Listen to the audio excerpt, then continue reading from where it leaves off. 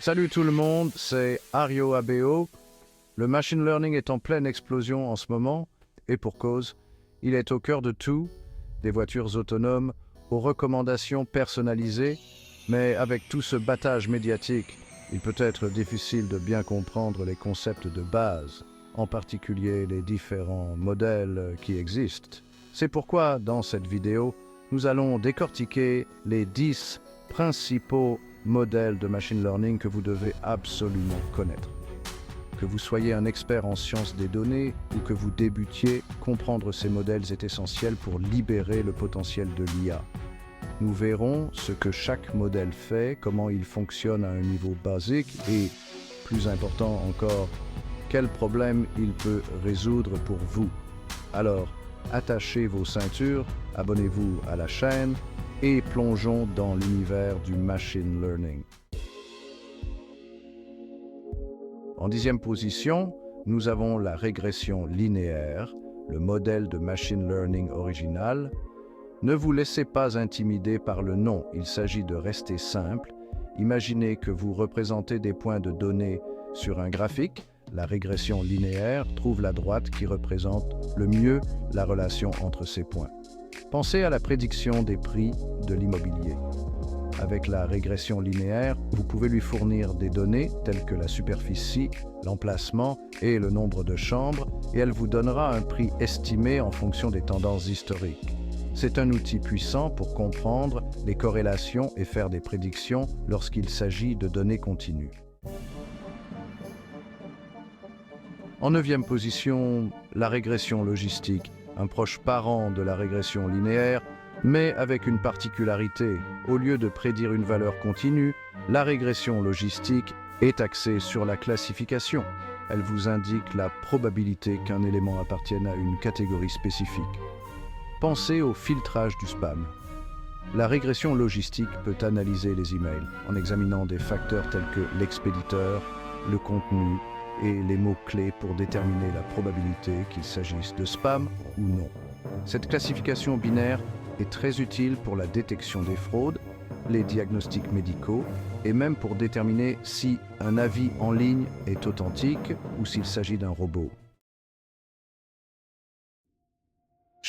En 8e position, nous avons les arbres de décision, un modèle qui consiste à décomposer des décisions complexes en étapes plus petites et plus faciles à gérer. Imaginez un organigramme où chaque nœud représente un point de décision et où les branches mènent à des résultats différents en fonction des données. C'est très utile pour des choses comme l'analyse de crédit. Un arbre de décision peut analyser vos antécédents de crédit, vos revenus et votre niveau d'endettement afin de déterminer le risque de vous prêter de l'argent.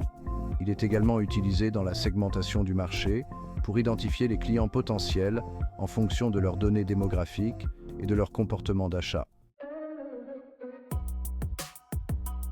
En 7e position, la forêt aléatoire. Et non, il ne s'agit pas d'arbres qui poussent au hasard. Ce modèle consiste à tirer parti de la sagesse des foules.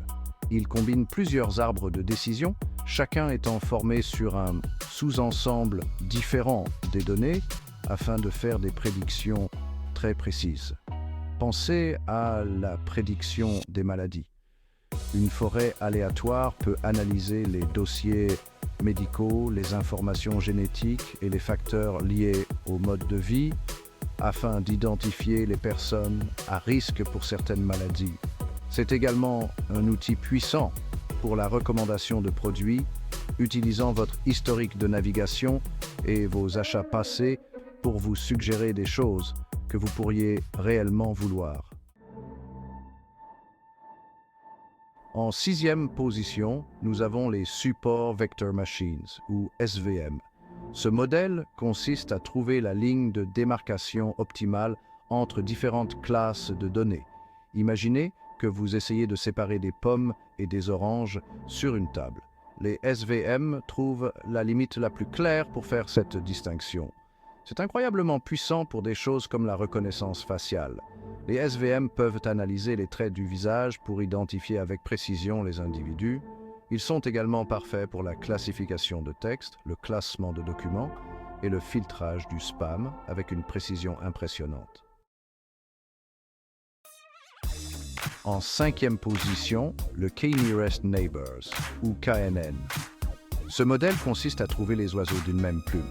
Il classe les points de données en fonction de leur proximité avec d'autres points de données. Imaginez que vous essayez de déterminer quel genre de musique quelqu'un aime. KNN regarde ses voisins musicaux les plus proches pour faire une prédiction. Cela le rend très utile pour les systèmes de recommandation. KNN peut analyser vos notes de films passés pour vous suggérer des films que vous pourriez aimer en fonction de ce que des utilisateurs similaires ont aimé. Il est également utilisé dans la reconnaissance d'images, classant les images en fonction de leur similitude visuelle avec d'autres images de l'ensemble de données. En 4e position, nous avons Naive Bayes, un modèle qui peut sembler simple, mais ne vous laissez pas tromper par son nom. Il est basé sur le théorème de Bayes, un concept de probabilité qui nous aide à faire des prédictions en fonction de connaissances préalables. C'est incroyablement efficace pour la détection du spam. Naive Bayes peut analyser les mots et les phrases d'un email pour déterminer la probabilité qu'il soit du spam en fonction de ce qu'il a appris des messages de spam précédents. Il est également largement utilisé pour l'analyse des sentiments, pour déterminer si un texte exprime un sentiment positif, négatif ou neutre. En 3e position, le K-Means Clustering, un modèle qui consiste à regrouper des éléments similaires. Imaginez que vous ayez un tas de billes de différentes couleurs. Le K-Means Clustering les trie automatiquement en groupes en fonction de la similitude de leurs couleurs. C'est très utile pour la segmentation de la clientèle. Le K-Means peut analyser les données des clients, comme l'historique des achats, les données démographiques et le comportement de navigation, afin de les regrouper en segments distincts présentant des caractéristiques similaires. Il est également utilisé dans la compression d'images pour identifier et regrouper des pixels similaires afin de réduire la taille des fichiers sans trop sacrifier les détails visuels.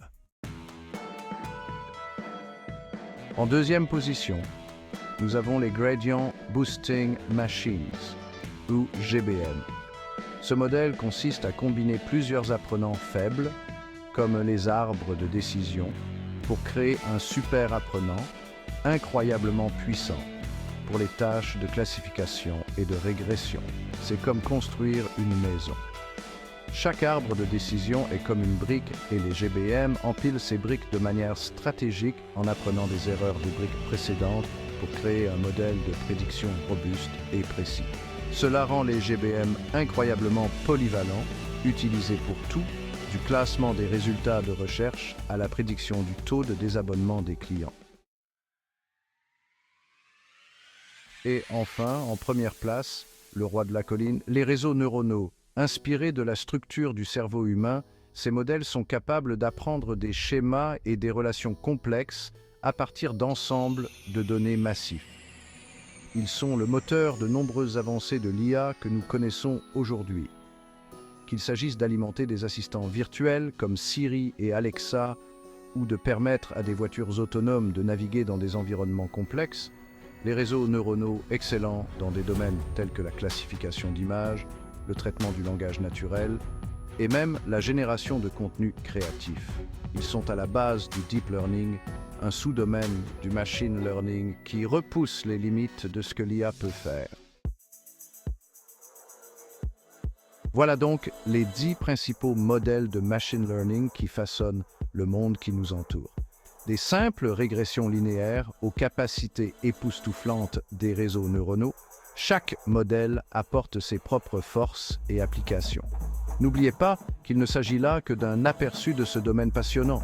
Il y a tellement plus à explorer et la meilleure façon d'apprendre est de pratiquer. Alors, plongez dans des ensembles de données, expérimentez différents modèles et voyez ce que vous pouvez créer.